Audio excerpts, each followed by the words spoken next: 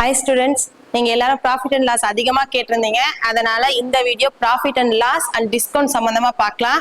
கண்டிப்பா இந்த டாபிக் வந்து ரொம்ப ரொம்ப முக்கியம். நமக்கு ஜிடில இருக்கக்கூடிய 10 டாபிக்ல ரொம்ப ரொம்ப முக்கியமான ஒரு டாபிக் அப்படின்னு பாத்தீங்கன்னா சிம்பிளிஃபிகேஷன். ஏன்னா 2ல இருந்து 3 கேள்வி 4 கேள்வி வரைக்குமே சிம்பிளிஃபிகேஷன் வந்து வரும், போர்ட் மாஸ் யூஸ் பண்ணி வரும். அதே அளவுக்கு ஈக்குவலான இன்னொரு டாபிக் அப்படின்றது இந்த profit and loss and discount. Okay, மறந்துடாதீங்க. ஓகேவா? சிம்பிளிஃபிகேஷன்ல நீங்க எவ்வளவு ரெடியா இருக்கீங்களோ அதே அளவுக்கு profit and discount, profit and loss and டிஸ்கவுண்ட்லயும் நீங்க தெளிவா கேட்கக்கூடிய எல்லா கேள்விக்கும் ஆன்சர் பண்ற மாதிரி ரெடி ஆகணும். ஏன் இதை நான் இங்க சொல்றேன் அப்படின்னா, இது வரைக்கும் ப்ராஃபிட் அண்ட் லாஸ் நீங்க என்ன நினைச்சு ப்ரிப்பேர் பண்ணீங்க, இல்ல என்ன நினைச்சிட்டு இருக்கீங்கன்னு தெரியல. கரெக்டா உங்களுக்கு ஐடியா இருக்கான்னு, அதனால டாபிக் ஸ்டார்டிங்லேயே சொல்லிடுறேன். கண்டிப்பா 3ல இருந்து 4 கேள்வி வரைக்கும் கண்டிப்பா இந்த டாபிக்ல இருந்து வரும்.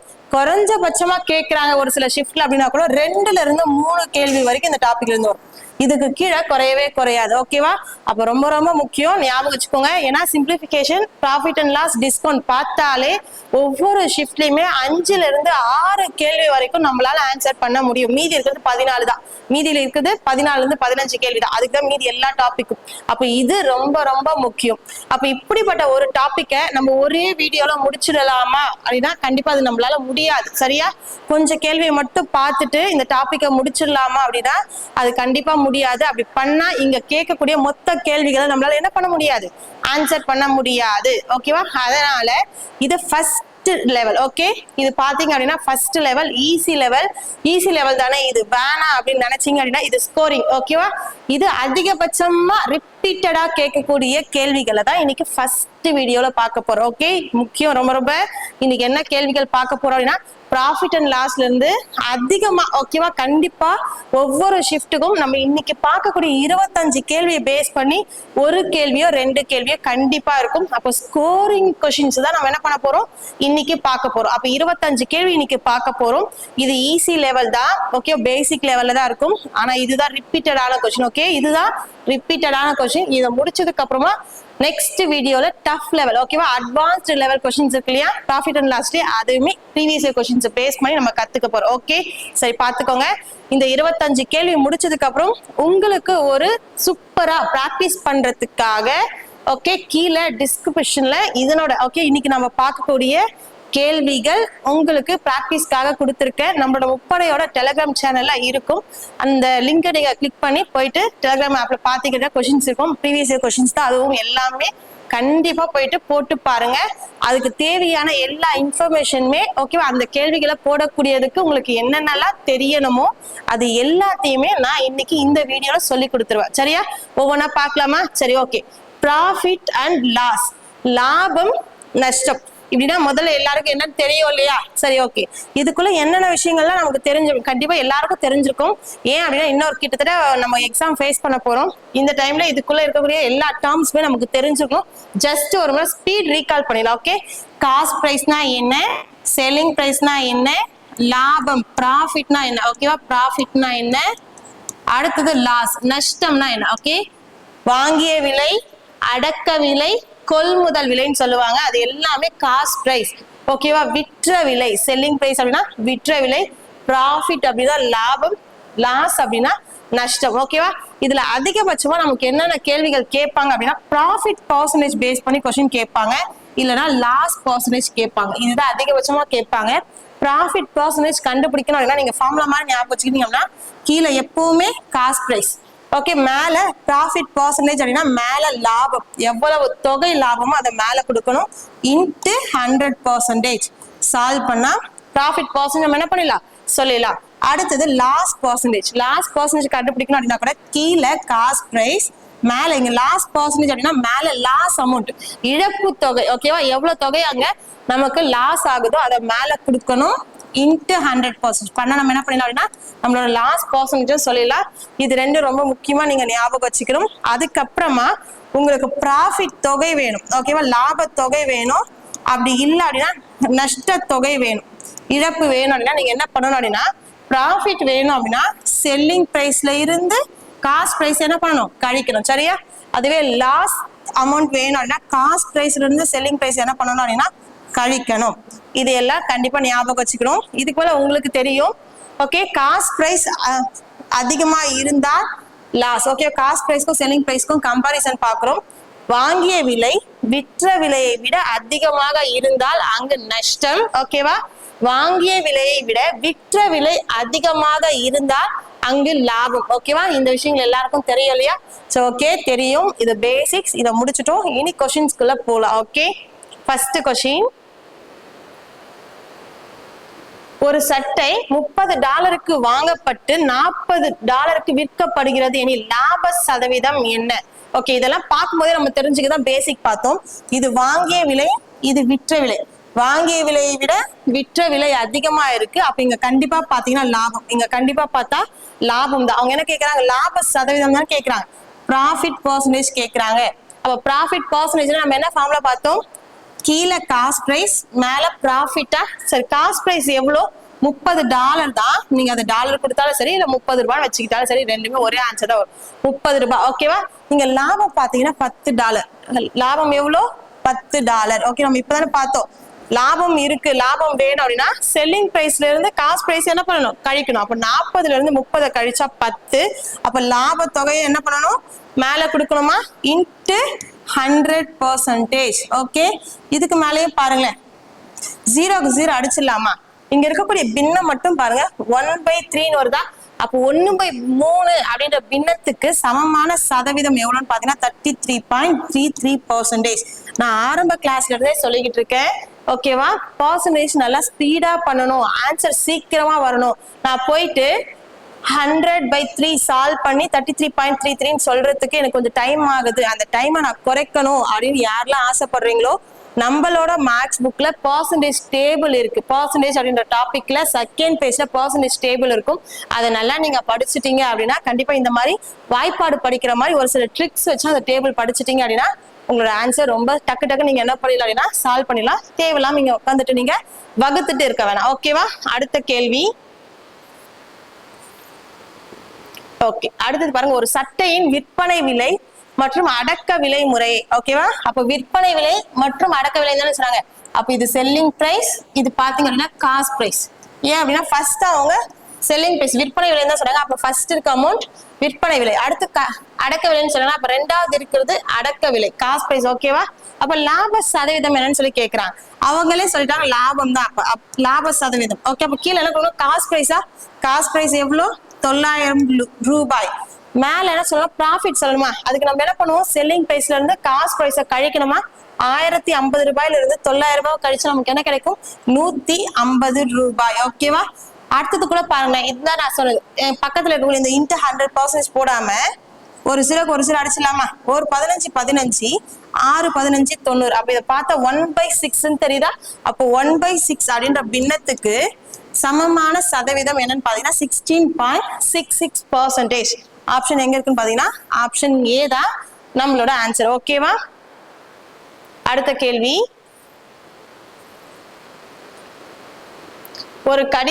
ஒரு கடிகாரம் ₹6000க்கு வாங்கப்பட்டு ₹5500க்கு விற்கப்படுகிறது அப்படின்னா இழப்பு சதவீதம், இழப்பு அப்படின்னா லாஸா? அப்ப லாஸ் பர்சன்டேஜ் கேக்குறாங்களா? அப்ப என்ன பண்ணணும்? கீழே காஸ்ட் பிரைஸ், மேல எவ்வளவு லாஸ் ஆயிருக்கு அதுதானே சொல்லணும். சரி, இங்க வாங்கப்பட்டுன்னு சொல்லிருக்காங்க. அப்ப இது காஸ்ட் பிரைஸ், இதுக்கு வித்து இருக்காங்களா? அப்ப இது என்னன்னு பாத்தீங்கன்னா செல்லிங் பிரைஸா? அப்ப காஸ்ட் பிரைஸ் எவ்வளவுன்னு பாத்தீங்க அப்படின்னா ₹6000. சோ ஓகே, எவ்வளவு இங்க லாஸ் ஆயிருக்கு அப்படின்னா காஸ்ட் பிரைஸ்ல இருந்து செல்லிங் பிரைஸ கழிக்கணும் இல்லையா? ஏன்னா லாஸ் வேணும்னா காஸ்ட் பிரைஸ்ல இருந்து செல்லிங் பிரைஸ கழிக்கணும். அப்ப 6000ல இருந்து 5500 கழிச்சா நமக்கு என்ன வரும் பாத்தீங்கன்னா ₹500 வரும். ஓகேவா? இப்ப இதை அப்படியே சால்வ் பண்ணலாம். 2 0 அடிச்சலாமா? 1/12. ஓகேவா? அப்போ 1/12 வந்துருச்சுன்னா இதுக்கான பர்சன்டேஜ் என்னன்னு பாத்தீங்க அப்படின்னா 8.33%. உங்களோட ஆன்சர் நீங்க என்ன பண்ணலாம்? ரொம்ப ஸ்பீடா கொண்டு வந்துடலாம். உங்களுக்கு டைமே ஆகாது. இல்ல எனக்கு அதெல்லாம் தெரியாது, நான் அதெல்லாம் போய் படிக்க மாட்டேன் அப்படின்னா இன்ட்டு 100% போடுவோம் இல்லையா? இதை மொத்தமா சால்வ் பண்ணா உங்களுக்கு என்ன வரும்னு பாத்தீங்கன்னா 8.33% வரும். ஓகேவா? அடுத்த கேள்வி. ₹15,000க்கு பொருட்களை விற்பதன் மூலம் ராமு 3000 லாபம் பெறுகிறார் அப்படின்னா அவரது லாப சதவீதம் என்னன்னு சொல்லி கேட்கிறான். ப்ராஃபிட் பர்சன்டேஜ் தானே கேட்கிறாங்க. அப்ப கீழே நம்ம என்ன கொடுப்போம்? காஸ்ட் பிரைஸ் கொடுப்போம், மேல ப்ராஃபிட் கொடுப்போமா? இங்க ப்ராஃபிட் 3000 சொல்றாங்க. அப்ப இது ப்ராஃபிட். ஓகேவா? லாபத்தொகை 3000. இவ்வளவுக்கு விற்பதன் மூலம் சொல்றாங்க. அப்ப 15,000 அப்படின்றது செல்லிங் பிரைஸ் தான். ஆனா கண்டிப்பா ப்ராஃபிட் பர்சன்டேஜ்ல கீழே என்னதான் நம்ம கொடுக்கணும், காஸ்ட் பிரைஸ் தான் கொடுக்கணும். கேள்வியில காஸ்ட் பிரைஸ் இருக்கான்னு பாருங்களேன், இல்ல. அப்ப காஸ்ட் பிரைஸ் நாம தான் என்ன பண்ணணும், கண்டுபிடிக்கணும். ஓகேவா, ப்ராஃபிட் தானே இங்க நடந்திருக்கு. அப்ப நம்ம ப்ராஃபிட் வேணும்னா என்ன பண்ணிருப்போம், செல்லிங் பிரைஸ்ல இருந்து காஸ்ட் பிரைஸ கழிச்சிருப்போமா. இப்ப நமக்கு காஸ்ட் பிரைஸ் தானே வேணும். அப்ப அது இந்த சைடு கொண்டு வந்துட்டா பிளஸ்ல வந்துருமா. இங்க ஆல்ரெடி செல்லிங் பிரைஸ் இருக்கு, மைனஸ் ப்ராஃபிட் சொல்லலாமா. இப்போ 15,000 இருந்து 3,000 கழிச்சா நமக்கு என்ன வரும், 12,000 வரும். அப்ப காஸ்ட் பிரைஸ் எவ்வளவுன்னு பாத்தீங்கன்னா 12,000 ரூபாய். முதல்ல பிகினரா இருந்தா இந்த மாதிரி புரிஞ்சுக்கோங்க. இல்ல ப்ராஃபிட் அண்ட் லாஸ் நான் ஆல்ரெடி நல்லா பிராக்டிஸ் பண்ணிருக்கேன், எனக்கு தெரியும் அப்படின்னா 15,000 வித்து இருக்காரு. அப்படி விற்கும் போது அவருக்கு 3,000 ரூபாய் லாபம் அப்படின்னா அப்ப அவர் அதை எவ்வளவுக்கு வாங்கியிருப்பாருன்னா 15,000 விட 3,000 ரூபாய் கம்மியா வாங்கியிருப்பாரு. அப்ப 12,000 ரூபாய்க்கு அந்த பொருளை வாங்கியிருப்பாரு. அப்ப காஸ்ட் பிரைஸ் பாத்தீங்க அப்படின்னா 12,000 ரூபாய். அவருக்கு ப்ராஃபிட் பாத்தீங்கன்னா 3,000 ரூபாய். இதையும் சால்வ் பண்ணலாம். 3 0 அடிச்சிடலாமா. 1/4. அப்ப 1/4 அப்படின்னா என்ன பர்சன்டேஜ் பாத்தீங்கன்னா 25%.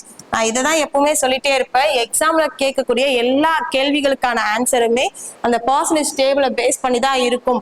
அதை படிச்சுட்டீங்க அப்படின்னா உங்களோட ஆன்சருக்கான ஸ்டெப் ஈஸியா வந்துடும். இல்லைன்னா நீங்க இன்ட்டு 100% போட்டு உங்களோட 25% அப்படின்றத கண்டுபிடிக்கிற மாதிரி இருக்கும். ஓகேங்களா, ஆன்சர் பாத்தீங்க அப்படின்னா option B. Next question. Okay, next. ஒரு புத்தகத்தை அதன் குறிக்கப்பட்ட விலையில் 16/25 விற்றால் இழப்பு ஏற்படுகிறது. புத்தகத்தின் குறிக்கப்பட்ட விலைக்கும் விற்பனை விலைக்கும் உள்ள விகிதம் என்ன அப்படின்னு சொல்லி கேட்டிருக்காங்க. குறிக்கப்பட்ட விலை அப்படின்னா என்னது, அதனோட மார்க் பிரைஸ். ஓகேவா, அதனோட மார்க் பிரைஸ். ஓகேவா, எம்பி. ஓகே, இங்க பாத்தீங்கன்னா அமௌண்ட்டே இல்ல. அமௌண்ட் இருந்தா நம்ம ப்ராஃபிட் அண்ட் லாஸ் ஈஸியா என்ன பண்ணிடுவோம், அப்ரோச் பண்ணிடுவோம். இந்த மாதிரி பின்னங்கள்லாம் இருந்துச்சு அப்படின்னா நம்ம படிச்சு பார்த்து இந்த 16ன்றதுக்கு அவங்க எதை சொல்றாங்க, 25ன்றதுக்கு எதை சொல்றாங்க அப்படின்னு சொல்லி பார்க்கணும். ஓகே, நான் தமிழ்ல படிக்கும்போது ஒரு படிச்சுட்டே வரீங்க. இந்த இல் விலையில், ஓகேவா, இதில் அப்படின்னு சொல்றாங்க இல்லையா, அது எப்பவுமே கீழே வரக்கூடியது. அப்ப குறிக்கப்பட்ட விலையில் 25க்கு 16 பங்குக்கு வித்திருக்காங்க. அப்போ இந்த விலையில் குறிக்கப்பட்ட விலை தானே சொன்னாங்க, விலையில். அப்போ இது எங்க இருக்குன்னா கீழே இருக்கக்கூடியது. அப்போ மார்க்கெட் பிரைஸ் பாத்தீங்க அப்படின்னா 25 பங்கு. ஓகே, அடுத்தது விற்ற நாள் அப்படின்னு சொன்னாங்களா, அப்ப எவ்வளவு வித்திருக்காங்க, செல்லிங் பிரைஸ் எவ்வளவுன்னு பாத்தீங்க அப்படின்னா 16 ரூபாய். ஓகேவா, அடுத்து அவங்க கொஸ்டின் என்ன கேக்குறாங்க அப்படின்னா குறிக்கப்பட்ட விலைக்கும் விற்பனை விலைக்கும் ரேஷியோ தானே கேக்குறாங்க. அப்ப ரேஷியோ என்ன வருதுன்னு பாருங்க, 25:16. ஏன்னா இதுக்கு மேல நம்மளால என்ன பண்ண முடியாது, சுருக்கவே முடியாது. அப்ப நம்மளோட ஆன்சர் பாத்தீங்க அப்படின்னா ஆப்ஷன் ஏ தான். இந்த மாதிரி கேள்வி ஜிடில கேட்பாங்க, இந்த மாதிரி பின்னம் கொடுத்து கேட்பாங்க. ஓகே, பின்னத்துல எப்பவுமே தொகுதி ஒண்ணு இருக்கும், பகுதி ஒண்ணு இருக்கும். அப்ப தொகுதியில் இருக்கக்கூடியது என்ன வார்த்தை, ஓகேவா, பகுதியில் இருக்கக்கூடியது எதுக்கான வார்த்தை அப்படின்ற மாதிரி நீங்க பார்த்தா. இப்ப 25ன்றது குறித்த விலை, 16ன்றது விற்ற விலைன்னு நம்ம கண்டுபிடிச்சிட்டா நம்மளோட கேள்வி ஈஸியா இருக்கும். தமிழ் மீடியம் பொறுத்த வரைக்கும் இந்த மாதிரி இல்லல முடியும். ஓகேவா, எந்த வார்த்தை இல்லல முடியுதோ அதுதான் கீழே பேஸ். ஓகேவா, அப்ப குறிக்கப்பட்ட விலையில் விற்ற விலை 16 பங்கு, 25 பங்குல 16 பங்குன்னு சொல்லியிருக்காங்க அப்படின்னு சொல்லி எடுத்துக்க சொல்லுவோம். ஓகேவா, இந்த இல்லன்னு முடியக்கூடிய வார்த்தை தான் கீழே இருக்கக்கூடிய மதிப்புக்கு. இன்னொன்னு விற்றாங்கன்னு சொல்லியிருக்காங்க, அப்ப அது மேல இருக்கக்கூடியதுன்னு சொல்லி எடுத்துக்க சொல்லுவேன். அதுவே நீங்க இங்கிலீஷ்ல பார்க்கும்போது ஒரு ஃபிராக்ஷன் இருக்கு அப்படின்னா ஃபிராக்ஷனுக்கு அப்புறம் என்ன வருதோ, ஃபிராக்ஷனுக்கு அப்புறம் என்ன வேர்ட் வருதுன்னா மார்க் பிரைஸ்னு வருது. அப்போ ஃபிராக்ஷனுக்கு அப்புறம் வரக்கூடிய அந்த மார்க் பிரைஸ் அப்படின்றது கீழே இருக்கக்கூடியது. ஓகேவா, 25 பார்ட்ஸ் அப்படின்றது தான் மார்க் பிரைஸ். பிஃபோர்ல என்ன சொல்றாங்க அப்படின்னா செல்லிங் பிரைஸ்ன்னு சொல்லியிருக்காங்க. அப்போ மேல இருக்கிறது பாத்தீங்க அப்படின்னா செல்லிங் பிரைஸ், கீழே இருக்கிறது இதுக்கு அப்புறம் வரக்கூடிய வேர்டு. எப்பவுமே அப்படிதான் வரும். இங்கிலீஷ் மீடியத்துல எப்பவுமே ஒரு ஃபிராக்ஷன் இருக்கும், முன்னாடி ஒரு வேர்ட் இருக்கும், பின்னாடி ஒரு வேர்ட் இருக்கும். பின்னாடி இருக்கக்கூடிய வார்த்தை கீழே இருக்கக்கூடியதுக்கு. ஓகேவா, டினாமினேட்டருக்கு, மேல இருக்கக்கூடிய வேர்டு நியூமரேட்டருக்கு. ஓகேவா, இதை ஞாபகம் வச்சுட்டீங்கன்னா இந்த பின்னங்கள் எல்லாத்தையுமே நீங்க என்ன பண்ணிடலாம், ஈஸியா அட்டென்ட் பண்ணிடலாம். ஓகேங்களா, அடுத்த கொஸ்டின். ஓகே, அடுத்தது பாருங்க. ஒரு பொருளின் அடக்க விலை அதன் விற்பனை விலையில் 5/8 என்றால் 5/8 என்றால் லாப சதவீதம் காண்க அப்படின்னு சொல்லியிருக்காங்க. ப்ராஃபிட் பர்சன்டேஜ் கேட்கிறாங்க. அப்ப நம்ம என்ன பண்ணுவோம், கீழே எப்பவுமே காஸ்ட் பிரைஸ் கொடுப்போம், மேல ப்ராஃபிட் கொடுப்போம். இதை சால்வ் பண்ணா ப்ராஃபிட் பர்சன்டேஜ் நம்ம சொல்லிடலாம் இல்லையா. சரி, ஓகே, இங்கேயும் பாருங்க மதிப்புகள் இல்ல பின்னமா இருக்கு.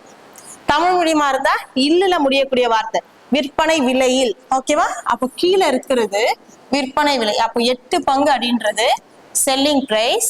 இன்னொரு வேர்டு என்ன இருக்கு, அடக்க விலை. அப்ப அடக்க விலைன்றது 5. ஓகே, அப்ப காஸ்ட் பிரைஸ்ன்றது 5. ஓகேவா? சோ ஓகே, மேல பாருங்களேன் அதேதான். எப்பவும் போல ஒரு ஃபிராக்ஷனுக்கும் முன்னாடி இருக்கக்கூடியது நியூமரேட்டருக்கு, கீழே இருக்கக்கூடியது அடுத்ததா. ஓகே, அப்ப இங்க செல்லிங் பிரைஸ் இருக்கா, அப்ப கீழே இருக்கக்கூடியது 8 பங்கு. செல்லிங் பிரைஸ்ன்றது 8 பங்கு, முன்னாடி இருக்குது காஸ்ட் பிரைஸா, இப்போ காஸ்ட் பிரைஸ் அப்படின்றது 5 பங்கு. இந்த மாதிரி எடுத்துக்கிட்டா நீங்க இந்த ஃபிராக்ஷன்ல வரக்கூடிய வேல்யூஸ் கூட ஈஸியா என்ன பண்ணிக்கலாம், எதுக்கு என்ன அப்படின்னு சொல்லிட்டு ஈஸியா தெரிஞ்சுக்கலாம். அப்ப காஸ்ட் பிரைஸ் அப்படின்றது 5 ரூபாய். 5 ரூபாய்க்கு வாங்கி 8 ரூபாய்க்கு வித்திருக்காரு அப்படின்னா அவருக்கு அங்க லாபம் 3 ரூபாய் இல்லையா? அப்ப 3/5 வந்துச்சு. அப்ப 3/5 அப்படின்னா எவ்வளவு பர்சன்டேஜ் அப்படின்னா 60%. 60% தெரியல அப்படின்னா இன்ட்டு 100% போட்டுக்கோங்க. ஒரு முறை 20 முறை 3 × 20 60%. இதை சால்வ் பண்ணா உங்களுக்கு அதுக்கான சதவீதம் என்ன அப்படின்றது நம்ம என்ன பண்ணிடலாம் சொல்லலாம். அப்ப ஆன்சர் பாத்தீங்கன்னா ஆப்ஷன் டி. ஓகேங்களா? Next question. சரி, ஓகே, நெக்ஸ்ட் பாருங்க. ஒரு பரிவர்த்தனையில் ஏற்படும் இழப்பு விற்பனை விலையில் 5ல் 1 இருந்தால் இழப்பின் தோராயமான சதவீதம் என்ன? இப்போ லாஸ்ட் பர்சன்டேஜ் கேக்குறாங்க. அப்ப லாஸ்ட் பர்சன்டேஜ் வேணும்னா கீழே காஸ்ட் பிரைஸ், மேல லாஸ்ட் தானே கொடுப்போம். சரி, இங்கேயும் மதிப்பில்ல, ஒரே ஒரு பின்னம் தான் இருக்கு. ஏன் இந்த பின்னத்துல வரக்கூடிய கேள்விகள் இது வரைக்கும் கஷ்டம் கூட நிறைய பேர் நினைச்சிட்டு இருந்துக்கலாம். ஏன் அப்படின்னா எந்த மதிப்பு எதை குறிக்குது அப்படின்னு சொல்லி தெரியாம இருந்திருக்கலாம். ஆனா இனி தெரிஞ்சுக்கோங்க, வேல்யூஸ்ல வரதை விட இந்த மாதிரி பின்னமா வர்றது ஈஸி. நான் எப்பவுமே பசங்களுக்கு அப்படிதான் சொல்லுவேன். ஏன் அப்படின்னா பின்னமா வந்தா எவ்வளவு சுருக்க முடியுமோ அவங்களே சுருக்கி கொடுத்துருவாங்க. நீங்க அப்ளை பண்ணும்போது நமக்கு அடிக்கிற வேலை கூட இல்ல, ஈஸியா நம்மளோட ஆன்சர் வந்துடும். சரியா? ஓகே, விற்பனை விலைன்னு சொன்னாங்களா, அப்ப கீழே இருக்கக்கூடியது விற்பனை விலை. அப்ப செல்லிங் பிரைஸ்ன்றது 5 ரூபாய். ஓகேவா? அது மாதிரி அவங்க என்ன சொன்னாங்க, இழப்புன்னு தானே சொன்னாங்க. இழப்புன்றது விற்பனை விலையில் 1/5 இருந்தால், 5ல் 1 பங்காக இருந்தால் அப்படின்னு கூட படிப்பீங்க. ஓகேவா? அப்ப இழப்புன்றது இங்க 1 ரூபாய். அப்ப லாஸ் அப்படின்றது 1 ரூபாய். அப்ப காஸ்ட் பிரைஸ் என்னவா இருக்கும்? காஸ்ட் பிரைஸ் என்னவா இருக்கும்? காஸ்ட் பிரைஸ் அப்படின்றது இங்க இருக்கக்கூடிய செல்லிங் பிரைஸையும் லாஸையும் கூட்டினாதான் கிடைக்கும். ஓகே, அப்ப காஸ்ட் பிரைஸ் அப்படின்றது 6 ரூபாய். ஓகேவா? 6 ரூபாய் கொடுத்து ஒரு பொருளை வாங்கியிருக்கான், அது 5 ரூபாய்க்கு விற்கும் போது அவனுக்கு 1 ரூபாய் லாஸ் ஆயிடுச்சு அப்படின்னா அப்ப காஸ்ட் பிரைஸ் வேணும்னா நம்ம என்ன பண்ணணும் அப்படின்னா செல்லிங் பிரைஸையும் லாஸையும் கூட்டணும். அப்ப கூட்டா நமக்கு என்ன கிடைக்கும் அப்படின்னா 6 ரூபாய் கிடைக்கும். இது ரொம்ப இப்பதான் ஃபர்ஸ்ட் டைம் பாக்குறீங்க அப்படின்னா காஸ்ட் பிரைஸ் வேணும், லாஸ் நடந்திருக்கு அப்படின்னா செல்லிங் பிரைஸையும் லாஸையும் என்ன பண்ணணும், கூட்டணும். சைட்ல வேணா நோட் பண்ணி வச்சுக்கோங்க. ஓகேவா? லாஸ் அப்படின்னு சொல்லிட்டு சொல்லலாம். ஓகேவா? இதை நீங்க ஞாபகம் வச்சுட்டீங்கன்னா உங்களோட என்ன பண்ணணும் அப்படின்றது உங்களுக்கு தெரியும். ஓகே, அப்ப கொடுப்போமா, லாஸ் 1 ரூபாய், காஸ்ட் பிரைஸ் 6 ரூபாய். அப்ப 1/6 அப்படின்ற பின்னம் இருக்கு. அப்ப இதுக்கு ஈக்குவலான பர்சன்டேஜ் பாத்தீங்கன்னா 16.66%. 16.66%. ஆப்ஷன் எங்க இருக்குன்னு பாருங்க, ஆப்ஷன் டி. 6, 7 இருக்கே அப்படின்னா அதெல்லாம் யோசிக்காதீங்க, அது 666 போயிட்டே இருக்கும். அதனால இதுக்கு பதில் ஒரு மதிப்பு என்ன பண்ணிருப்பாங்க, முன்னாடி கூட்டிட்டு இருப்பாங்க. ஓகேவா? அடுத்த கேள்வி. அடுத்தது, விற்பனை விலைக்கும் கொள்முதல் விலைக்கும் இடையிலான விகிதம் 7:11 அப்படின்னா இழப்பு சதவீதம் காண்க. லாஸ் பர்சன்டேஜ் கேக்குறாங்க. அப்ப கீழே காஸ்ட் பிரைஸ், மேல லாஸா. சரி, அவங்க என்ன சொல்லிருக்காங்க, விற்பனை விலைக்கும் கொள்முதல் விலைக்கும் இடையிலான விகிதம். அப்ப ஃபர்ஸ்ட் விற்பனை விலை, அடுத்தது கொள்முதல் விலை. கொள்முதல் விலை அப்படின்னா காஸ்ட் பிரைஸ். அப்ப காஸ்ட் பிரைஸ் 11 ரூபாய். கீழே கொடுத்துடலாமா? லாஸ் பாருங்களேன், 11 ரூபாய்க்கு வாங்கி 7 ரூபாய்க்கு வித்து இருக்காரு அப்படின்னா அங்க இங்க லாஸ் பாத்தீங்கன்னா அவருக்கு 4 ரூபாய். லாஸ் எவ்வளவு? 4 ரூபாய். ஓகேவா? அப்ப 4/11 அப்படின்ற பின்னத்துக்கு ஈக்குவலான பர்சன்டேஜ் தெரிஞ்சா நம்ம ஈஸியா நம்மளோட ஆன்சர் என்ன பண்ணிடலாம் சொல்லலாம். தெரியலன்னா இன்ட்டு 100% போடுங்க.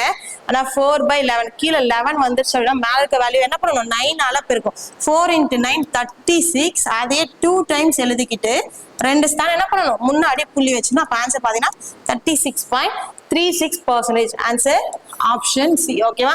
இதுக்கு தான் இந்த பர்சன்டேஜ் டேபிள் ரொம்ப ரொம்ப முக்கியம். நம்ம எல்லாமே ப்ரீவியஸ் क्वेश्चन தான் பார்த்துட்டு வரோம்.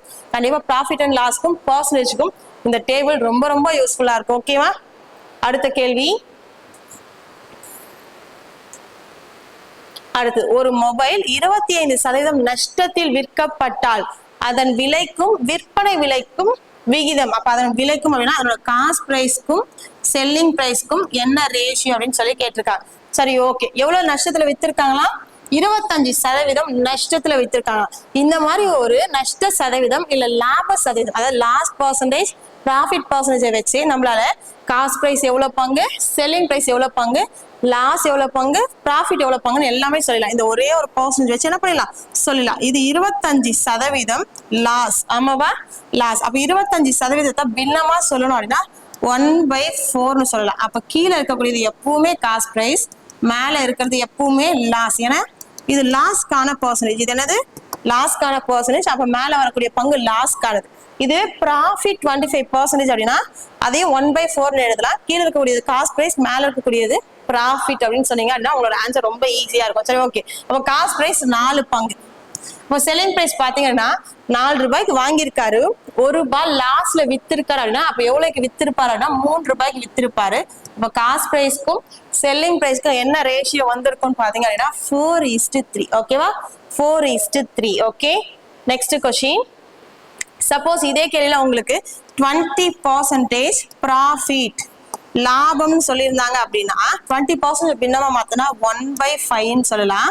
கீழே வரக்கூடியது காஸ்ட் பிரைஸ், மேல வரக்கூடியது பாத்தீங்கன்னா ப்ராஃபிட். அப்போ காஸ்ட் பிரைஸ்க்கும் செல்லிங் பிரைஸ்க்கும் என்ன ரேஷியோன்னு ஒரு கேள்வி கேட்டிருக்காங்க அப்படின்னா காஸ்ட் பிரைஸ் 5 பங்கு, 5 ரூபாய்க்கு வாங்கி ₹1 லாபத்துக்கு வித்திருக்காரு அப்படின்னா அப்ப எவ்வளவுக்கு வித்திருப்பாரு அப்படின்னா 6 ரூபாய்க்கு வித்திருப்பாரு. அப்ப இந்த மாதிரி ஒரு 20% ப்ராஃபிட் கொடுத்திருந்தாங்கன்னா காஸ்ட் பிரைஸ்க்கும் செல்லிங் பிரைஸ்க்கும் என்ன ரேஷியோ வந்திருக்குன்னு பாத்தீங்கன்னா 5:6 வந்திருக்கும். ஓகேங்களா? Next question.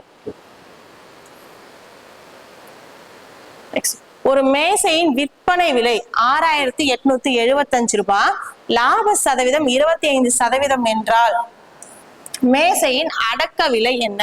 மேசையின் அடக்க விலை என்னன்னு சொல்லி கேக்குறாங்க. இப்ப கூட பாருங்க, இந்த பர்சனல் மெத்தட்லயும் பண்ணலாம், பின்னமா மாத்தியும் பண்ணலாம். 25% அப்படின்னா அதை நம்ம பின்னமா சொன்னா எப்படி சொல்லலாம்னு பாத்தீங்க அப்படின்னா 1/4 சொல்லலாமா? கீழே இருக்கிறது காஸ்ட் பிரைஸ், மேல இருக்கிறது பாத்தீங்கன்னா ப்ராஃபிட். அப்ப இது கொடுத்திருக்கக்கூடியது செல்லிங் பிரைஸா? அப்ப செல்லிங் பிரைஸ்ன்றது எத்தனை பங்கா இருக்கும் அப்படின்னு பாத்தீங்க அப்படின்னா 4 ரூபாய்க்கு வாங்கி ₹1 லாபத்துக்கு வித்திருக்காரு அப்படின்னா அப்ப செல்லிங் பிரைஸ்ன்றது 5 பங்கு. அப்ப இந்த 6,875 ரூபான்றது 5 பங்கு. காஸ்ட் பிரைஸ் கேக்குறாங்க அப்படின்னா காஸ்ட் பிரைஸ்ன்றது எவ்வளவு பங்கு? 4 பங்கு. இதை கண்டுபிடிச்சா நம்மளோட ஆன்சர் என்ன பண்ணிடலாம்? நாம ஈஸியா சொல்லிடலாம். ஓகே. இப்படி பின்னமா மாத்தி போட்டா இந்த மாதிரி போடலாம். அப்படி இல்லைன்னா 25% லாபத்துக்கு வித்திருக்காரு அப்படின்னா செல்லிங் பிரைஸ்ன்றது எவ்வளவு பர்சன்டேஜா இருக்கும்னு பாத்தீங்கன்னா 125% இருக்கும். சப்போஸ் 25% நஷ்டத்துக்கு வித்திருக்காரு அப்படின்னா இந்த செல்லிங் பிரைஸ்ன்றது 75% இருந்திருக்கும். ஓகேவா? இங்க லாபம், அதனால 125% 6,875 அப்படின்னா காஸ்ட் பிரைஸ் வேணும் அப்படின்னா 100%. என்னன்னு கண்டுபிடிச்சா நம்ம என்ன பண்ணிடலாம்? ஈஸியா சொல்லலாம். ஓகேவா? இந்த ரெண்டு மெத்தட்ல எதை யூஸ் பண்ணாலும் நம்மளோட ஆன்சர் ஈஸியா வந்துடும். ஓகே. 5ஆல் அடிக்கலாமா? 1, 3, 7, 5. ஒரு பங்குன்றது 1,375. அப்ப 4 பங்கு வேணும் இல்லையா? அப்ப × 4 பண்ணலாமா? ஓகேவா?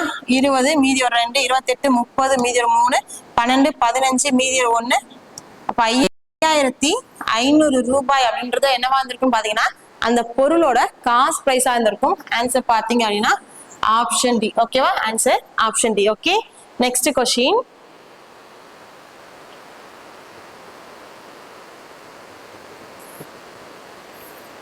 ஓகே. நெக்ஸ்ட் பாருங்க, ஒரு அலமாரி 14,360க்கு கொண்டு வரப்பட்டது, அதாவது வாங்கப்பட்டது. ஓகேவா? வாங்கப்பட்டது. அதன் போக்குவரத்து, ஓகே,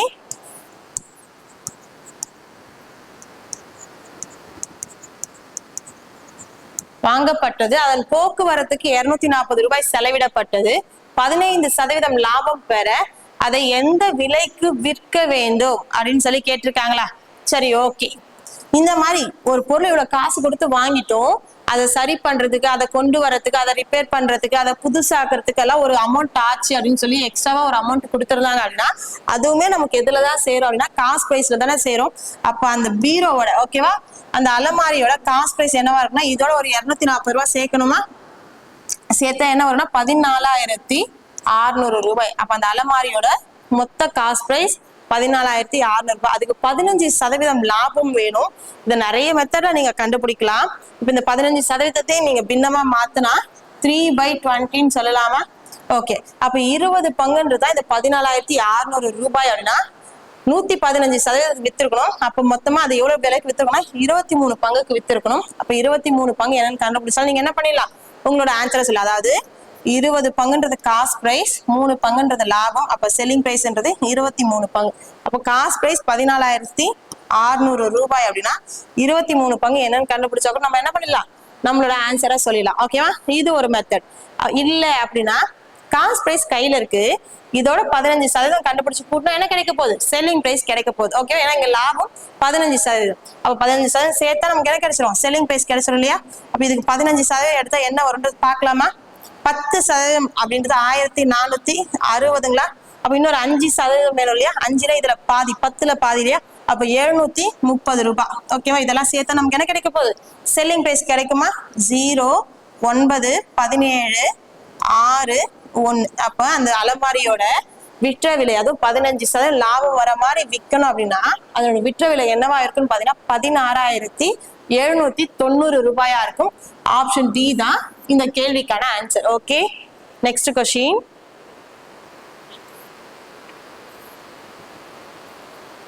நெக்ஸ்ட், மோகன் ஒரு பழைய மொபைலை 4000 ரூபாய்க்கு வாங்கி அதை பழுது பார்க்க 500 ரூபாய் செலவிடுறாரு. அவர் மொபைலை 5000க்கு விற்றால் அவரது லாப சதவீதம் அல்லது நஷ்ட சதவீதம் என்ன அப்படின்ற மாதிரி கேட்டிருப்பாங்க. ஓகேவா? சரி, ஓகே. இங்க அவங்களே வெறும் லாப சதவீதம் மென்ஷன் பண்ணிட்டாங்க. இங்க நஷ்டமான்றத பத்தி பேசவே இல்லை. கண்டிப்பா இந்த மொபைலை வித்ததுல மோகனுக்கு லாபம் மட்டுமே, இங்க நஷ்டம் வர வாய்ப்பே இல்லை. ஓகேவா? அவங்க என்ன சொல்றாங்க அதுதான் இங்க நடந்திருக்கும். அவங்க லாபமா நஷ்டமானா நாம தான் என்ன பண்ணணும்? யோசிக்கணும். காஸ்ட் பிரைஸ் அதிகமா இருக்கா, செல்லிங் பிரைஸ் அதிகமா இருக்கா அப்படின்னு சொல்லிட்டு அங்க ப்ராஃபிட்டா லாஸான்னு என்ன பண்ணணும்? யோசிக்கணும். இல்ல இவங்க லாப சதவீதம் காண்க, நஷ்ட சதவீதம் காண்கன்னு சொல்லி பர்டிகுலரா ஒண்ணு கேட்டுதாங்கன்னா அப்ப இங்க லாபம் தான் நடந்திருக்கு. ஓகே, இந்த மாதிரி எக்ஸ்ட்ராவா பண்ணக்கூடிய செலவெல்லாம் எதுல சேரும்? அவரோட காஸ்ட் பிரைஸ்ல சேருமா? 4000 ரூபாய்க்கு வாங்கி 500 ரூபாய் செலவு பண்ணிருக்காரு அப்படின்னா அவரோட காஸ்ட் பிரைஸ் 4500 ரூபாய். அவர் அதை எவ்வளவுக்கு வித்திருக்காரு அப்படின்னா 5000 ரூபாய்க்கு வித்திருக்காரு. லாப சதவீதம் தானே கேக்குறாங்க. அப்ப லாபம்னா கீழே எப்பவுமே காஸ்ட் பிரைஸ் எவ்வளவு லாபத்துக்கு வித்திருக்காரு அப்படின்னா 500 ரூபாய் லாபத்துக்கு வித்திருக்காரா? இப்ப மேல 500. ஓகேவா? இது கூட 2 0 அடிச்சிடலாமா? அடுத்து இங்கே அடிச்சா 1/9. அப்ப 1/9க்கான பர்சன்டேஜ் என்னன்னா 11.11%. இது தெரியல அப்படின்னா இன்ட்டு 100% போட்டுக்கோங்க. ஓகேவா? இன்ட்டு 100%. ஓகே, ஆன்சர் பாத்தீங்க அப்படின்னா option A. Next question. Next, ஒரு நபர் ஒரு புத்தகத்தை 2860 ரூபாய்க்கு விற்பதன் மூலம் 35% நஷ்டம் அடைகிறார். 20% லாபம் ஈட்ட அவர் அந்த புத்தகத்தை என்ன விலைக்கு விற்க வேண்டும்? இவ்வளவு ரூபாய்க்கு விற்கும் போது, அப்ப இதுவும் செல்லிங் பிரைஸ் தான். இந்த ரூபாய்க்கு விற்கும் போது அவருக்கு 35% லாஸ் ஆயிடுச்சாம். அப்ப இந்த செல்லிங் பிரைஸ்ன்றது எவ்வளவு பர்சன்டேஜா இருக்கும் அப்படின்னா 100க்கு 35 கழிக்கணும். 100ல இருந்து 35 கழிச்சா 65%. அப்ப இந்த செல்லிங் பிரைஸ் 2860 ரூபாய் அப்படின்றது 65%. அவருக்கு 20% லாபம் வேணும் அப்படின்னா எவ்வளவுக்கு விற்கணும்னு கேக்குறாங்களே. அப்படி 20% லாபம் வரணும் அப்படின்னா 120%க்கு அவர் என்ன பண்ணணும்? விற்கணும். ஓகேவா? இதை சால்வ் பண்ணா நம்மளோட ஆன்சர் வந்துடும். ஓகே, சரி, ஓகே. அடிக்க முடிஞ்சா அடிக்கலாம். பார்க்கும்போது ரொம்ப கஷ்டமா இருக்கு அப்படின்னா வேற வழியில ஓகேவா, முடிஞ்ச அளவுக்கு அடிங்க. இல்லைன்னா டிஜிட் சம் யூஸ் பண்ணலாம். ஒரு சில டிஜிட் சம் நீங்க ரொம்ப புதுசா கத்துக்கிறீங்க அப்படின்னா அது கஷ்டமா இருக்கு. ஆனா டிஜிட் சம் கத்துக்கிட்டீங்க அப்படின்னா இந்த மாதிரி கொஞ்சம் அடிக்க கஷ்டமா இருக்கக்கூடிய எல்லாத்தையும் என்ன பண்ணிக்கலாம்? ஈஸியா நம்ம டிஜிட் சம் வச்சு ஆன்சர் பண்ணிக்கலாம். ஓகேவா? இங்க பாருங்களேன், 5 13, 2 13 26, மீதி ஒரு 2 2 13 26, 0வா 5ஆல் அடிச்சோம் அப்படின்னா 44. நமக்கு எவ்வளவு வேணும்? 120 வேணும் இல்லையா? அப்போ 1% அப்படின்றது 44 ரூபாய் அப்படின்னா 120% வேணும். அப்ப 44 இன்ட்டு 120 இதை பெருக்கலாம், நம்மளோட ஆன்சர் வந்துருமா? 4 2 8, 4 2 8, 4 1 4 1. ஓகேவா? 8 12, மீதிய 1 5. இந்த 0 நம்ம எதுவும் பண்ணலாம் இல்லையா? அந்த 0 இங்க சைட்ல போடலாம். அப்போ அந்த பொருளை 20% லாபம் வர மாதிரி விற்கணும் அப்படின்னா எவ்வளவு ரூபாய்க்கு விற்கணும் அப்படின்னா 5280 ரூபாய்க்கு விற்கணும். ஆப்ஷன் பாத்தீங்கன்னா ஆன்சர் டி. ஓகேவா? இல்ல இதை நான் பெருக்க கூடாது, டிஜிட் சம்ல போடுறோம் அப்படின்னா இந்த இடத்துக்கு நம்ம என்ன பண்ணுவோம்? இது ரெண்டையும் குறுக்கு பெருக்கல் பண்ணி இதெல்லாம் டிவைட் பண்ணுவோம் இல்லையா? இப்போ 2860 இன்ட்டு 120 டிவைடட் பை 65ங்களா? 6ஐயும் 5ஐயும் கூட்டினா 11 2. அப்ப இங்க 2 இருக்க கூடாது, எப்ப என்ன இருக்கணும்? 1 இருக்கணும். அப்ப 2ஓட எதை பெருக்கா 1 2 5 10. இப்ப பாருங்க, இப்ப இங்க இன்ட்டு 5ன்னு வந்தால் 2 6 5 கூட்டா 11, 11 கூட்டா 1 + 1 2, 2 இன்ட்டு 5 10 1 ஆயிடும். அப்ப கீழே 1 ஆயிடுச்சு. கீழே எதால பெருக்கா 1 ஆச்சு, அதையும் மேல என்ன பண்ணிக்கணும்? பெருக்கிக்கணும். ஓகேவா? 3 3 5 15, 15 கூட்டினா 6, இங்க ஒரு 16 7. ஓகேவா? 7 42. அப்ப 42 கூட்டுனா 6. அப்ப இந்த பெருக்கி வரக்கூடிய ஆன்சரோட டிஜிட் சம் 6. இப்போ ஆப்ஷனை செக் பண்ணி எதுக்கு 6ன்னு வருதோ அதுதான் ஆன்சர். இப்போ இதை கூட 10 15 15 கூட்டினா 6. அப்ப இதுதான் ஆன்சர். ஓகேவா? இதை முதல்ல சொல்லும் போது கொஞ்சம் அதை விட பெருக்கி போடுறது ஈஸியா இருக்குன்னு தோணலாம். ஆனா டிஜிட் சம் நம்ம கத்துக்கிட்டோம் அப்படின்னா இந்த மாதிரி டக்கு நம்ம என்ன பண்ணலாம், நம்மளோட ஃபிங்கர் விட்டு என்னன்னு பண்ணிடலாம். தேவையில்லாம நம்ம இங்க கை வைக்க வேண்டியதே இருக்காது. ஓகேவா? Next question.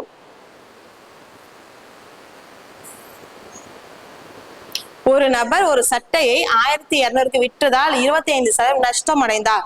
35% லாபம் ஈட்ட அவர் சட்டையை எந்த விலைக்கு விற்க வேண்டும்?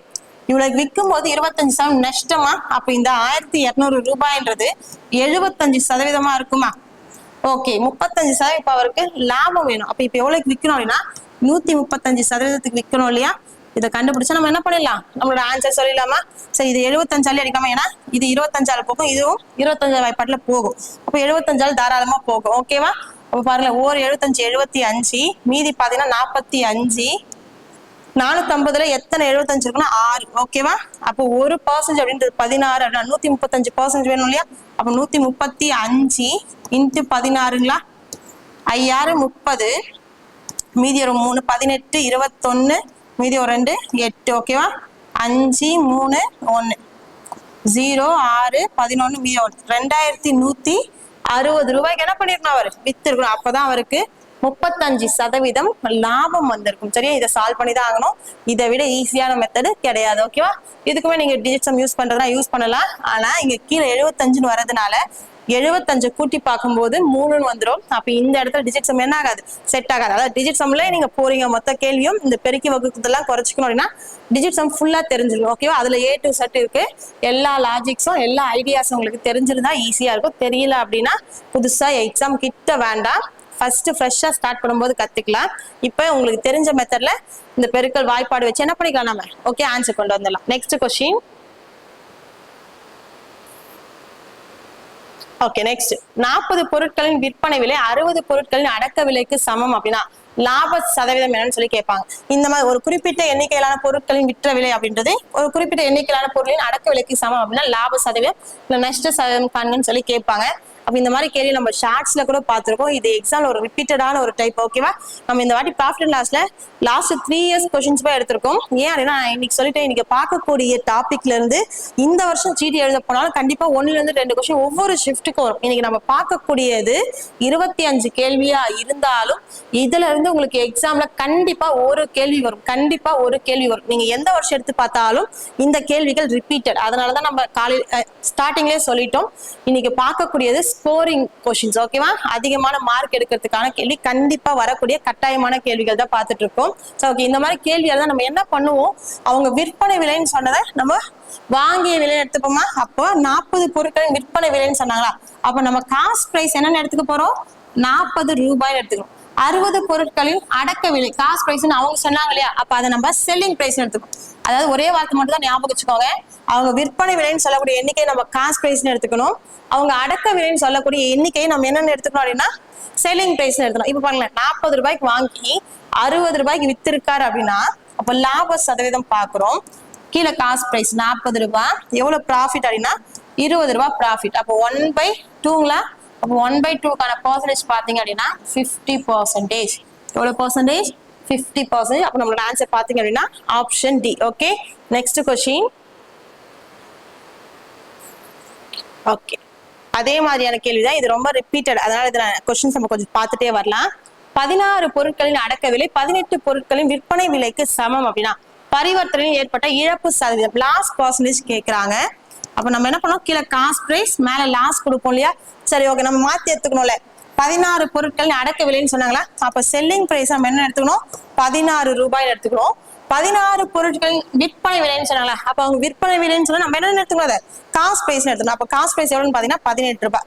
18 ரூபாய்க்கு வாங்கி 16 ரூபாய்க்கு வித்திருக்காரு அப்படின்னா அவருக்கு இங்க எவ்வளவு நஷ்டம் பாத்தீங்கன்னா 2 ரூபாய் நஷ்டம் இல்லையா? அப்போ கீழே காஸ்ட் பிரைஸ் 18 ரூபாய்ன்றது காஸ்ட் பிரைஸ், மேல 2 ரூபாய் அப்படின்றது லாஸ். இதையும் அடிச்சா 1/9. 1/9 அப்படின்னா என்ன பர்சன்டேஜ்? 11.11%. அப்ப ஆன்சர் பாத்தீங்கன்னா ஆப்ஷன் டி. ஓகேவா? கிட்டத்தட்ட நம்ம ஒரு 16 கேள்வி கிட்ட போயிட்டோம். ஆனா இது வரைக்குமே நமக்கு வரக்கூடிய பின்னங்கள் பர்சன்டேஜ் டேபிள் இருந்து தான் வருது. உங்களோட எக்ஸாம்லயும் இப்படிதான் இருக்கும். அதனால இது வரைக்கும் படிக்கல அப்படின்னா கூட நான் டிஜிட் சம் கூட விளக்க சொல்லிட்டேன். ஓகே, அது தெரிஞ்சா ஓகே, அது தெரியாதவங்க இந்த டைம்ல பிராக்டிஸ் பண்ணாதீங்க, வேண்டாம், தெரிஞ்ச மெத்தட்லயே ஸ்பீடா பண்ணுங்க அப்படின்னு சொல்லியாச்சு. ஆனா பர்சன்டேஜ் டேபிள் இது வரைக்கும் படிக்கல அப்படின்னா கூட கண்டிப்பா படிக்கணும். ஏன்னா எக்ஸாம்ல நம்மளோட டைமிங் அது ரொம்ப ரொம்ப இம்ப்ரூவ் பண்ணும். ஏன்னா கேட்கக்கூடிய கேள்விகள் எல்லாமே இந்த மாதிரி தான் வந்து நிற்கும். பார்க்கும்போதே உங்களோட ஆன்சர் நீங்க என்ன பண்ணிடலாம், டிக் பண்ணிட்டு போயிடலாம். பெருசா எதுவுமே நீங்க என்ன பண்ண வேண்டாம், கை வச்சு சால்வ் பண்ணவே வேண்டாம். ஓகேவா? அடுத்த கேள்வி. ஓகே, அடுத்தது இப்ப ரீசெண்டா லாஸ்ட் ஒரு 2 to 3 இயர்ஸாவே இந்த கேள்வி ரொம்ப ரிப்பீட்டட். இதுக்கு முன்னாடி யாராச்சும் ப்ராஃபிட் அண்ட் லாஸ்ல கவனிச்சிருக்கீங்களான்னு தெரியல. ஆனா இது ரொம்பவே ஒரு ஈஸியான ஒரு கேள்வி. சரியா? 90 மேசைகளின் அடக்க விலை எக்ஸ் மேசைகளின் விற்பனை விலைக்கு சமம். அங்க பார்த்ததும் அதேதான். அதுக்கும் இதுக்கு மேல நம்ம பார்த்த கேள்விக்கும் இதுக்கு ஒரே ஒரு சின்ன வித்தியாசம் தான். அங்க இவ்வளவு மேசைகளின் அடக்க விலை இவ்வளவு மேசைகளின் விற்பனை விலைக்கு சமம்னு சொல்லிடுவாங்க. சொல்லிட்டு அப்ப எவ்வளவு லாபம் இல்லது நஷ்ட சதவீதம் காண்க, அந்த பர்சன்டேஜ் நம்மள கேட்பாங்க.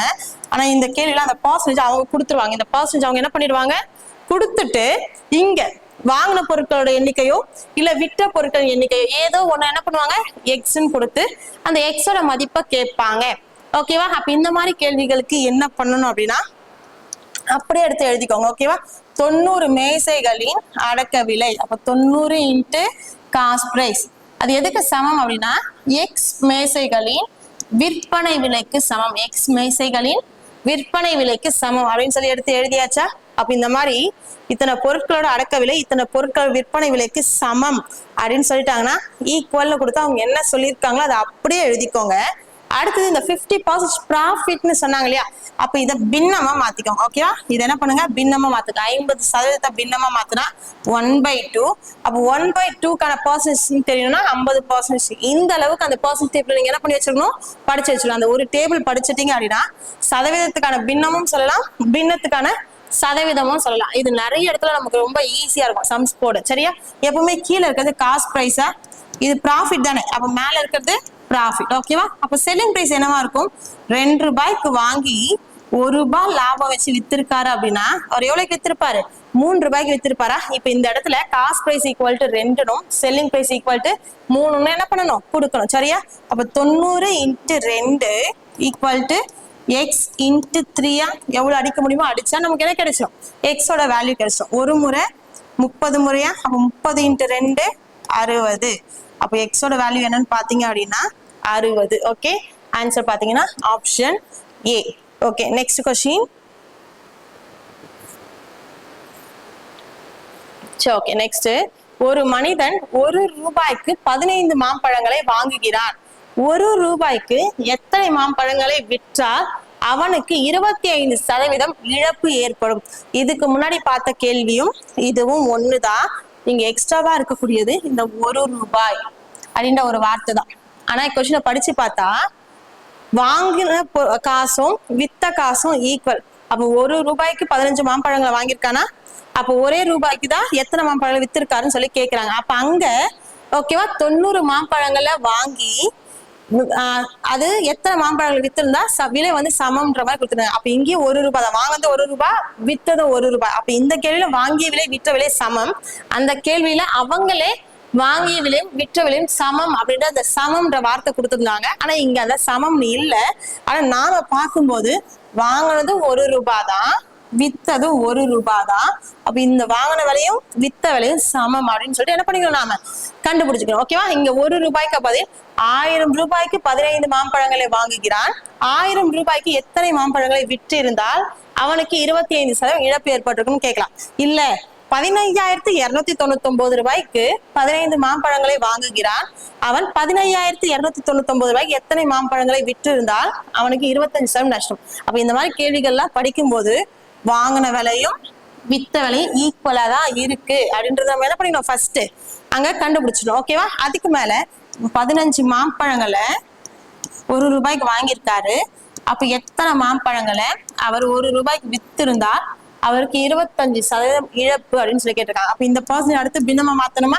இப்ப 25% பின்னம்னு சொன்னா 1/4ன்னு சொல்லலாம். கீழே இருக்கிறது எப்பவுமே காஸ்ட் பிரைஸ் தான். இது லாஸ் இல்லையா, அவன் மேல இருக்கிறது லாஸ். அப்போ 4 ரூபாய்க்கு வாங்கியிருக்காரு, 1 ரூபாய் லாஸ்ட்ல வித்திருக்காரு அப்படின்னா அப்போ செல்லிங் பிரைஸ் என்னவா இருக்கும்னு பாத்தீங்கன்னா 3 ரூபாவா இருக்கும். அப்போ காஸ்ட் பிரைஸ் இருக்க இடத்துல 4 ரூபாய், செல்லிங் பிரைஸ் இருக்க இடத்துல 3 ரூபாய் என்ன பண்ணணும், கொடுக்க போறோம். அடுக்கலாமா, 5 முறையா, அப்ப 5 4 20. அப்போ எக்ஸோட வேல்யூ என்னன்னு பாத்தீங்க அப்படின்னா 20. Answer option B. Okay, next question.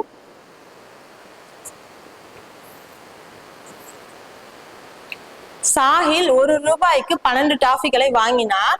20% லாபம் பெற எத்தனை டாஃபிகளை 1 ரூபாய்க்கு விற்க வேண்டும்? 1 ரூபாய்க்கு எத்தனை டாஃபிகளை விற்க வேண்டும் சொல்லி கேட்டிருக்காங்களா? 1 ரூபாய்க்கு தான் வாங்கியிருக்கான், 1 ரூபாய்க்கு தான் வித்திருக்கா. அப்போ வாங்கின விலையும் வித்த விலையும் கண்டுபிடிச்சிடுமா? அப்ப 12 டாஃபிகளை வாங்கியிருக்காரு, அது எத்தனை டாஃபிகளோட விற்ற விலைக்கு சமம் அப்படின்னு சொல்லி கேட்டிருக்காங்க. அப்ப எழுதிட்டோம். 20% ப்ராஃபிட்டா இதை பின்னமா மாத்தினா 1/5. அப்ப கீழே இருக்கிறது காஸ்ட் பிரைஸ், மேல இருக்கிறது இது லாபம் இல்லையா, அப்ப இதுவுமே மேல இருக்கிறது லாபம். சரியா? அப்ப காஸ்ட் பிரைஸ் இருக்க இடத்துல 5ன்னு கொடுத்துடலாம். செல்லிங் பிரைஸ்ன்றது என்னவா இருக்கும்னா 1 ரூபாய் லாபத்துக்கு வித்திருக்காருன்னா 6 ரூபாய்க்கு வித்திருப்பாரா. இப்போ 1 முறை 2 முறை, அப்ப 2 5 10. அப்ப எக்ஸோட வேல்யூ என்னன்னு பாத்தீங்க அப்படின்னா 10. ஓகேவா? Answer option 10. ஆப்ஷன் டி தான் நம்மளோட ஆன்சர். இந்த மாதிரி கேள்வி இப்ப வரக்கூடிய ரீசெண்ட் எக்ஸாம்ல கேட்கறாங்க. ஒரு சிலருக்கு இந்த கேள்வியை என்ன பண்றதுன்னே தெரியாம போயிடும். ஆனா இதுவுமே ரொம்ப ரொம்ப ஒரு ஈஸியான கேள்விதான். இனி எங்க பார்த்தாலும் இந்த கேள்வி என்ன பண்ணணும் அப்படின்னா எல்லாரும் அட்டென்ட் பண்ணணும். சரியா? சரியா ஆன்சர் பண்ணணும். Next question. ஒரு மனிதன் 1 ரூபாய்க்கு 35 பேனாக்களை வாங்குறாரு. 40% லாபம் ஈட்ட எத்தனை பேனாக்களை 1 ரூபாய்க்கு விற்க வேண்டும்? இது வரைக்கும் நம்ம பார்த்துட்டோம்ல. அதே மெத்தட்ல இந்த கேள்வியை போட்டு என்ன ஆன்சர் வருது அப்படின்னு சொல்லிட்டு கீழே கமெண்ட்ல சொல்லுங்க. இந்த வீடியோல இந்த ஒரே ஒரு கேள்வி மட்டும் தான் உங்களுக்கு நான் யூடியூப்ல ஹோம்ஒர்க்கா கொடுத்துருக்கேன். ஆனா இதை பேஸ் பண்ணி ப்ரீவியஸ் இயர்ல கேட்ட கொஸ்டின்ஸ் டெலிகிராம்ல லிங்க் ஆயிருக்கும். கீழே டிஸ்கிரிப்ஷன்ல போய் பாத்தீங்க அப்படின்னா அதனோட லிங்க் ஓபன் பண்ணிட்டு போயிட்டு கொஸ்டின் பிராக்டிஸ் பண்ணி பாருங்க. ஆனா யூடியூப்ல இந்த ஒரே ஒரு கேள்வி மட்டும் தான் ஹோம்ஒர்க். நல்லா பார்த்துட்டு இது தெரியல அப்படின்னா முன்னாடி வீடியோ போய் முன்னாடி கேள்வி, ஓகே, முன்னாடி கேள்வி பார்த்தோம் இல்லையா, அதை பார்த்துட்டு வந்து ஆன்சர் பண்ணுங்க. Next question.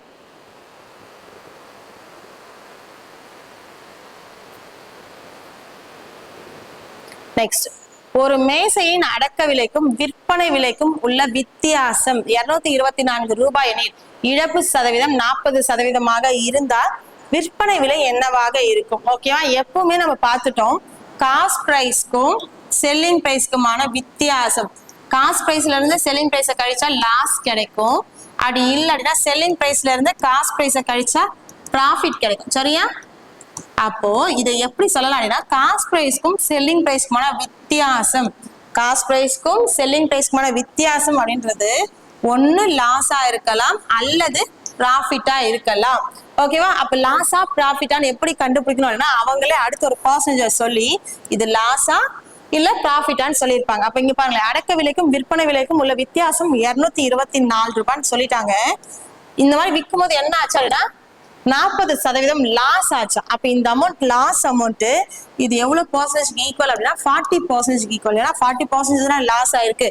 அப்போ 40% அமௌண்ட் 40% ஈக்குவலான அமௌண்ட் தான் இந்த 224 ரூபாய். அடுத்தவங்க என்ன கேட்கறாங்க, அப்ப விற்பனை விலை என்னன்னு சொல்லி கேட்கறாங்களா? 40% லாபத்துக்கு 40% நஷ்டம் இல்லையா, 40% நஷ்டத்துக்கு வித்திருந்தா செல்லிங் பிரைஸ் அப்படின்றது 60% இருக்கும். அப்ப நம்ம கண்டுபிடிக்க போறது 60%. ஓகேவா? இது 4வது வாய்ப்பாடுல போகும் இல்லையா, 10 முறையா 5 6 10%ன்றது 56 இருந்தா நமக்கு 60% இன்ட்டு 6 பண்ணலாமா? இங்கே இன்ட்டு 6 பண்ணலாமா? 36 மீதி ஒரு 3 33. ஓகேவா? அப்போ அந்த பொருள் எவ்வளவுக்கு வித்திருப்பாங்க அப்படின்னா 336 ரூபாய்க்கு வித்திருப்பாங்க. அப்பதான் அவங்களுக்கு 40% இழப்பு வந்திருக்கும். காஸ்ட் பிரைஸ்க்கும் செல்லிங் பிரைஸ்க்கும் டிஃபரெண்ட் பார்க்கும்போது 224 ரூபாயா வந்திருக்கும். சரியா? அடுத்த கேள்வி.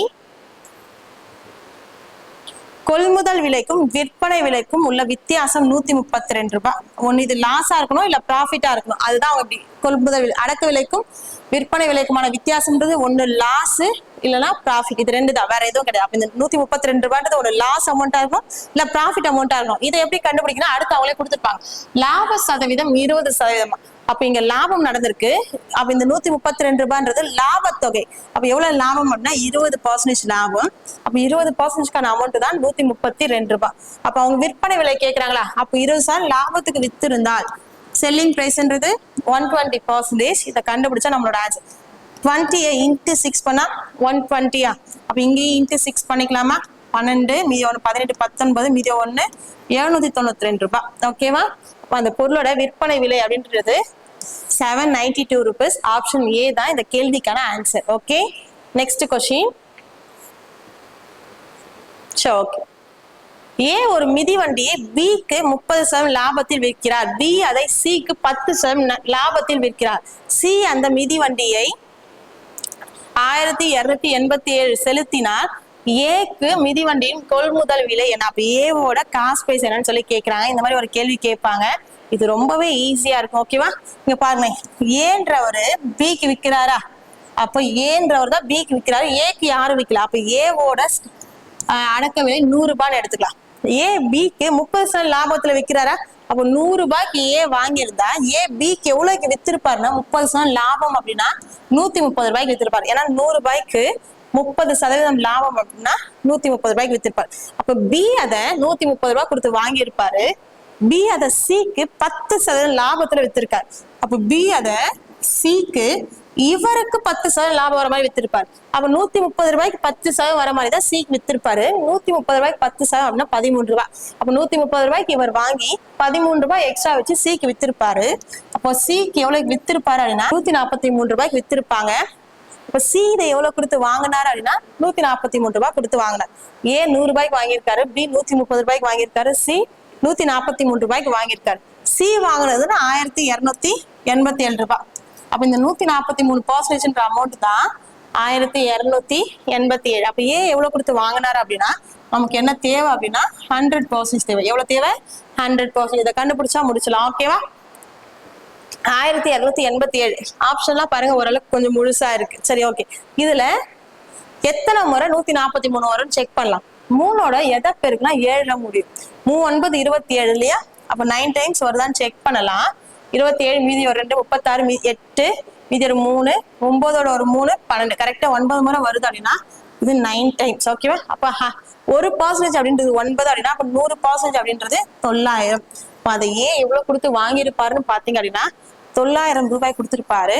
அப்ப ஆன்சர் பாத்தீங்கன்னா ஆப்ஷன் பி. சப்போஸ் பி அதை எவ்வளவு கொடுத்து வாங்கியிருப்பாரு அப்படின்னா 130% என்னன்னு சொல்லிட்டு கண்டுபிடிச்சிருக்கணும். ஓகேவா? அடுத்த கேள்வி அதே மாதிரியான கேள்விதான். ஏ ஒரு பொருளை பிக்கு 25% லாபத்துல விற்கிறாரா? ஏ பிக்கு விற்கிறாரு, 25% லாபம். அப்ப ஏ தான் வாங்கியிருப்பாரு ஸ்டார்டிங்ல. அப்ப 100 ரூபாய் கொடுத்து ஏ வாங்கியிருந்தா 25% லாபத்துல பிக்கு விற்கிறாரு. அப்ப பிக்கு 125 ரூபாய் வித்துட்டாரு. பி அதை 120 ரூபாய் கொடுத்து வாங்கிட்டாரு. சோ ஓகே, பி அதை சீக். ஓகேவா? பி அதை சீக். C 20% profit. ஓகே, சிக்கு 20% லாபத்துல. அப்போ 125 ரூபாய் கொடுத்து பி வாங்கிட்டாரு. வாங்கினதை விட 20% லாபம் வச்சு சிக்கு வித்துட்டாரு. அப்ப 125க்கு 20% அப்படின்னா 12 அப்படின்றது 10%, இன்னொரு 12 அப்படின்னா 25. அப்ப 25 ரூபாய் எக்ஸ்ட்ராவா வச்சு சிக்கு வித்துட்டாரு. சி அதை 150 ரூபாய் கொடுத்து வாங்கிட்டாரு. அடுத்தது பாருங்களேன், சி அதை டிக்கு 45% நஷ்டத்தில் வித்தார். அப்ப சின்றவரு 45% நஷ்டத்துல டிக்கு விற்கிறாரு. அப்போ 150க்கு 45% என்னன்னு சொல்லி பார்க்கணும். 40% அப்படின்னா 60, ஒரு 5% அப்படின்னா 7. அப்ப 67,000 ஓகேவா? 67.5 rupees கம்மியா டிக்கு வித்திருப்பாரு. அப்ப இதுல 67.5 நம்ம லெஸ் பண்ணோம் அப்படின்னா 67 இல்லையா? அப்ப 82.5 rupeesக்கு டிக்கு வித்துட்டாரு. டி அதை எவ்வளவு கொடுத்து வாங்கினாரு அப்படின்னா 82.5% அமௌண்ட் கொடுத்து வாங்கியிருக்காரு. டி பாருங்க 330 ரூபாய்க்கு வாங்கியிருக்காராம். அப்ப 82.5% அப்படின்றது 330 அப்படின்னா பி அந்த பொருளை எவ்வளவு கொடுத்து வாங்கியிருக்காரு அப்படின்னா 125%. எவ்வளவு பர்சன்டேஜ்? 125%. அப்ப நம்ம கண்டுபிடிக்க வேண்டியது 125% என்னன்னு சொல்லி கண்டுபிடிக்கணும். ஓகேவா? இங்க ஒரு பாயிண்ட் இருக்குல்ல, இந்த பாயிண்ட் போனாலும் 2 சைடு இன்டர்டெயின் பண்ணிக்கலாமா? பண்ணா இந்த பாயிண்ட் போயிடும். இங்க ஒரு சில சேர்ந்துரும் இல்லையா?